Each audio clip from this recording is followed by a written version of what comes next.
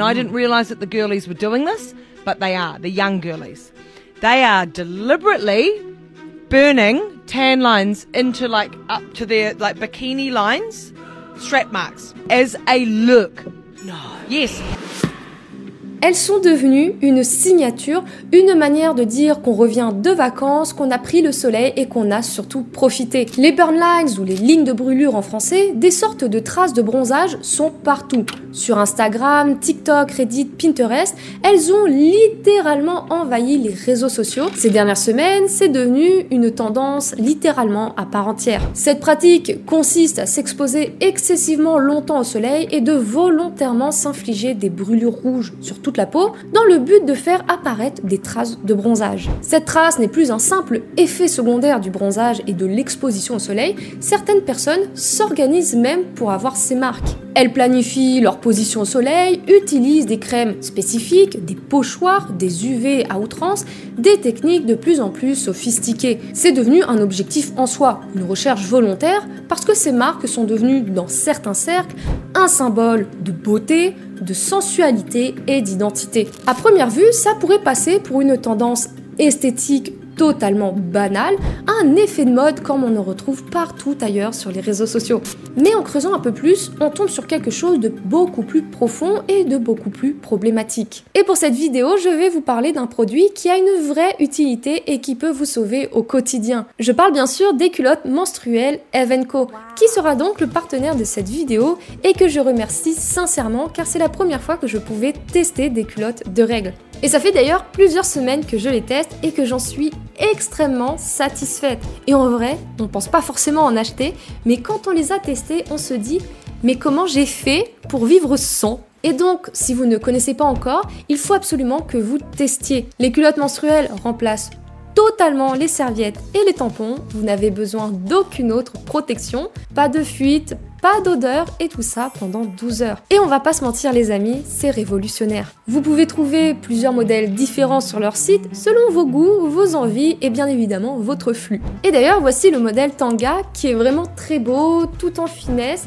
et qui est très échancré et pourtant je n'ai jamais eu de fuite même durant la nuit. C'est très discret, on ne le voit pas sous les vêtements, on ne le sent pas et aucune sensation d'humidité. Et depuis que je les porte, je n'ai jamais eu de problème, mais aussi c'est les économies qu'on fait sur le long terme. Car oui, les culottes d'Eve & Co ont une durée de vie de plusieurs années. Et ce que j'aime le plus avec ces culottes, c'est qu'elles sont en coton bio, mais surtout je n'ai plus à me prendre la tête la nuit avec des serviettes hygiéniques. Et pour les soldes, Eve & Co fait une offre très intéressante.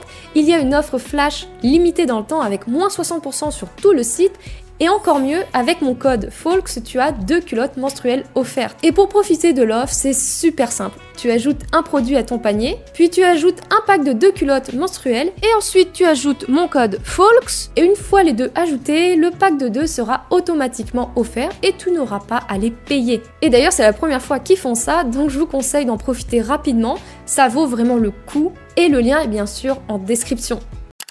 Mais pour comprendre ce phénomène, il faut revenir un petit peu en arrière. Historiquement, le bronzage n'a pas toujours été à la mode. Avant le XXe siècle, avoir la peau foncée était associé au travail agricole, au labeur et à la pauvreté. Les aristocrates, les riches, les bourgeois, eux, se couvraient pour garder une peau claire, signe de distinction sociale et loin de tout travail dans les champs. Mais en 1923, tout bascule. Coco Chanel revient accidentellement bronzée de la Côte d'Azur et rapidement les magazines s'en emparent. Tout le monde admire sa peau dorée et lumineuse, le bronzage devient alors quelque chose de chic, un signe de richesse et de beauté, une tendance qui aura des effets durables sur des décennies. Et donc très vite, le bronzage devient un marqueur, une preuve qu'on peut se permettre de prendre le soleil. Au soleil, nous irons, sans brûlure, nous brunirons. Ombre solaire. En 1928, le designer Jean Patou créa la première huile de bronzage, l'huile de Chaldée.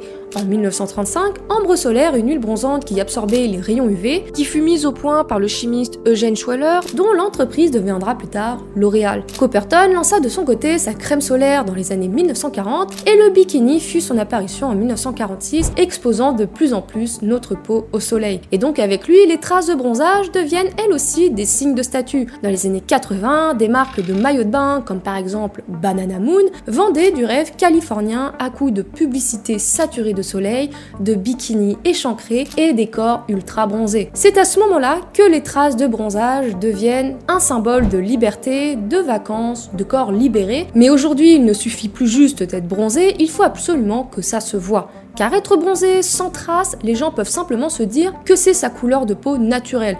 Alors que là, avec des traces de maillot de bain, tout de suite ça saute aux yeux qu'on est allé en vacances, qu'on a profité et surtout qu'on était en maillot de bain. Et donc, pour atteindre ce goal ultime, les personnes vont au point de se brûler la peau. Au premier abord, on pourrait penser qu'il s'agit simplement de la marque habituelle laissée par un maillot de bain après une journée au soleil, une trace discrète qui témoigne d'un bronzage classique.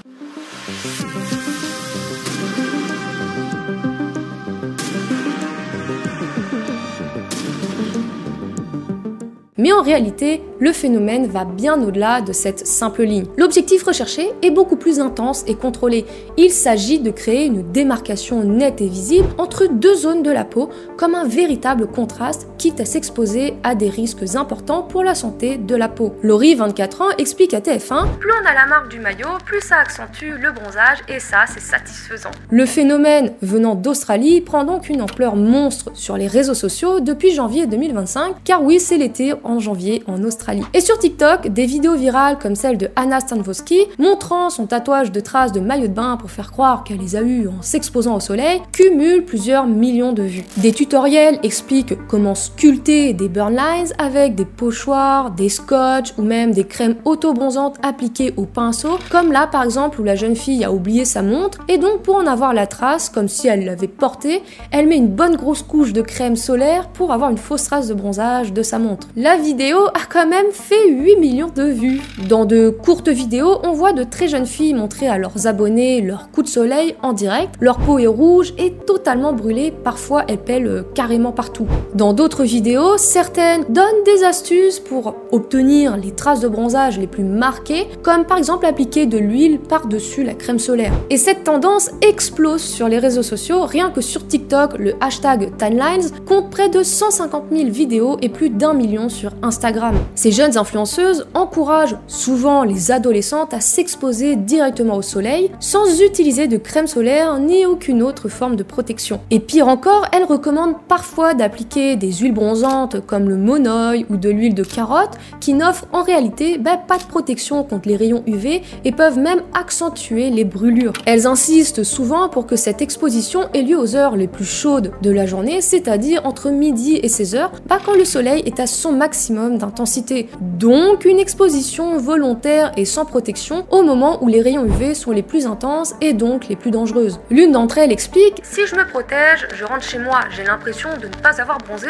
donc je préfère rentrer cramée, c'est juste une question de frustration. » Les jeunes filles mineures sont particulièrement vulnérables aux tendances dangereuses comme celle des burn lines sur les réseaux sociaux et il peut être difficile d'y résister, surtout quand toutes tes copines ne font qu'en parler et veulent tout tester. Une enquête menée par le Pew Research Center en 2024 indique que 63% des adolescents utilisent TikTok, 61% utilisent Instagram et 55% utilisent Snapchat. C'est donc pas étonnant que ce soit souvent les plus jeunes qui soient influencés par ces trends. Car d'abord, l'adolescence est une période où l'identité se construit et où le regard des autres ainsi que l'image corporelle et de ce qu'on renvoie occupent une place centrale. Selon une étude publiée en 2020 dans la revue Body Image, 70% des adolescentes déclarent ressentir une forte pression pour correspondre à des standards esthétiques véhiculés par les médias sociaux.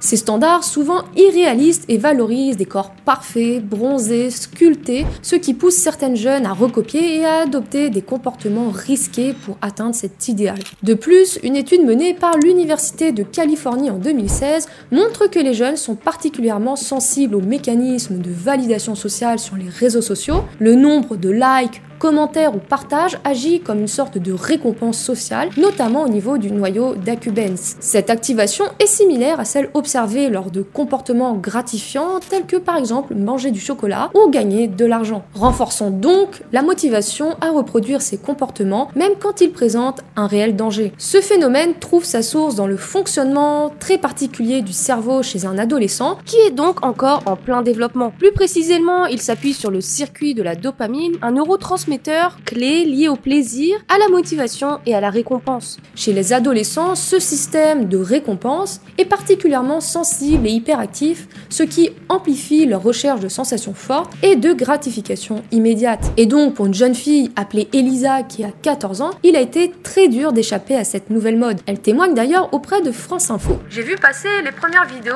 un mois avant de partir en vacances et c'est vrai que ça donne envie. Je trouve ça vraiment joli. Ce sont des vidéos qui apparaissent régulièrement dans les pourpoints, des vidéos sélectionnées par TikTok parce qu'elles peuvent nous plaire.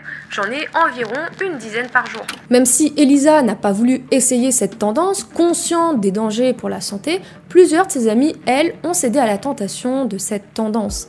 Elles ont même mis de l'huile d'olive sur leur peau pour que ça marche mieux. Elles ont cherché sur TikTok des astuces pour bronzer plus facilement et elles sont tombées sur ce type de vidéo. Elles l'ont fait un peu sans réfléchir. Je trouve qu'il n'y a pas assez de prévention sur ce sujet.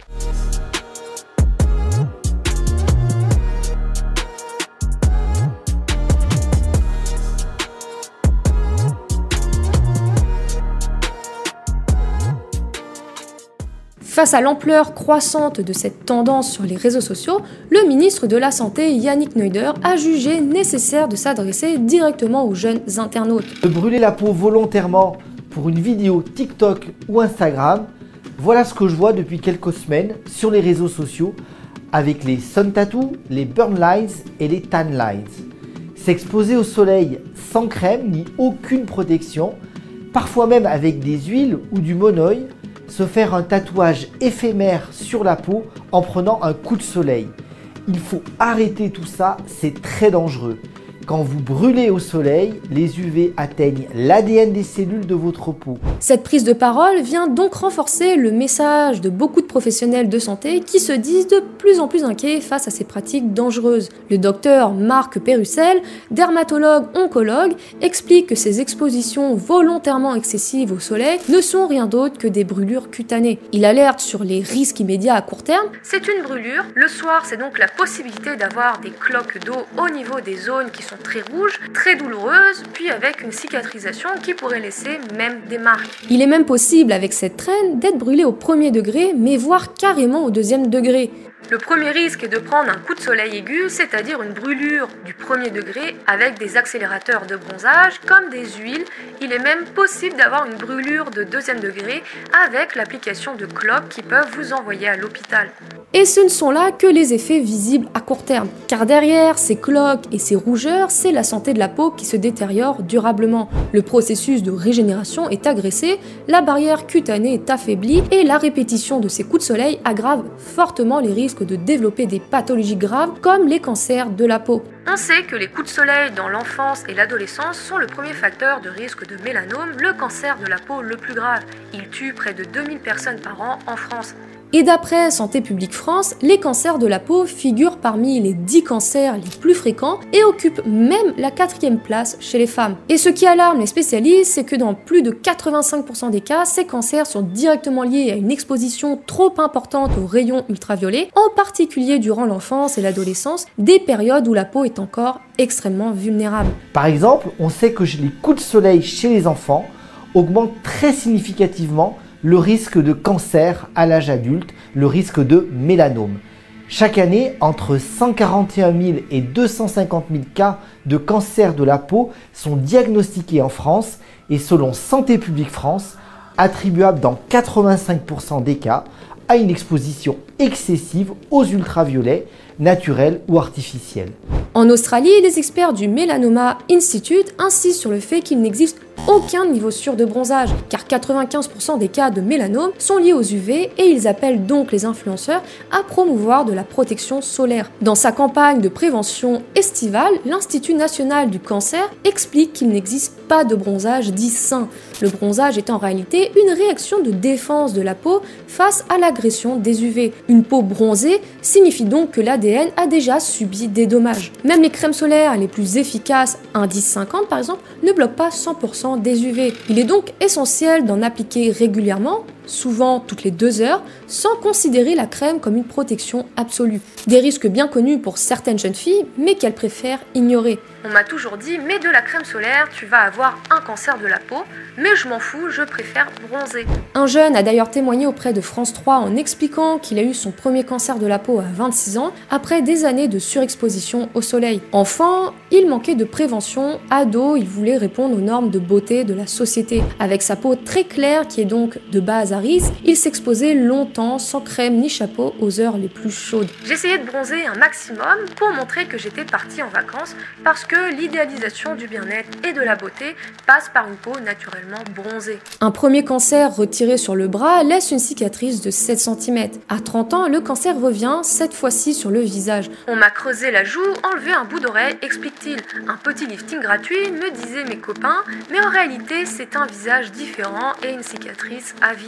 Et cette traîne est souvent amplifiée, comme on l'a vu dans ma vidéo sur les Barbie Drugs, par tous les produits qu'elles ajoutent pour bronzer encore plus vite, c'est-à-dire des injections de mélanotane 2, gouttes à mettre sous la langue au mélanotane 2, des sprays nasaux au mélanotane 2, crème et huile bronzant, tout ça plus des sessions de cabine UV et une exposition excessive au soleil. Et résultat, une augmentation des cas de mélanome chez les 20-35 ans en France. On est bronzé, ça donne les dents plus blanches, les cernes on les voit moins, les joues généralement sont un peu plus rosées, ça c'est un peu une satisfaction aussi. On aime mieux se regarder dans le miroir, on a l'air en meilleure forme. Et je suis totalement d'accord avec ça, c'est vrai qu'être bronzé donne une certaine bonne mine, mais il faut pas que ce soit excessif. Ce qu'il faut retenir, c'est qu'il ne faut pas s'exposer volontairement excessivement au soleil dans le but d'avoir des brûlures sur tout le corps, tout ça pour suivre une simple traîne. Évidemment, faut pas non plus s'alerter, on peut bronzer, mais faut simplement faire attention et se protéger correctement. Dans tous les cas, je vous remercie sincèrement d'avoir regardé cette vidéo jusqu'au bout, et je remercie encore Eve & Co d'avoir sponsorisé la vidéo.